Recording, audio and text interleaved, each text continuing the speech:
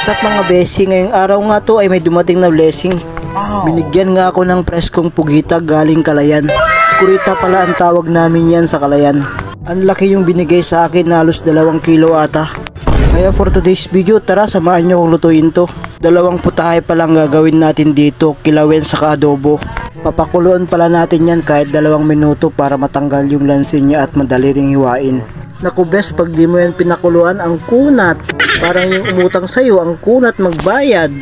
Pagkalipas nga ng ilang minuto, ganito na yung itsura yan, naging red na. Parang nakakatakot yung itsura niya best.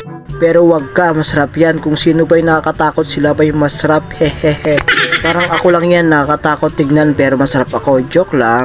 Hinraman mo ang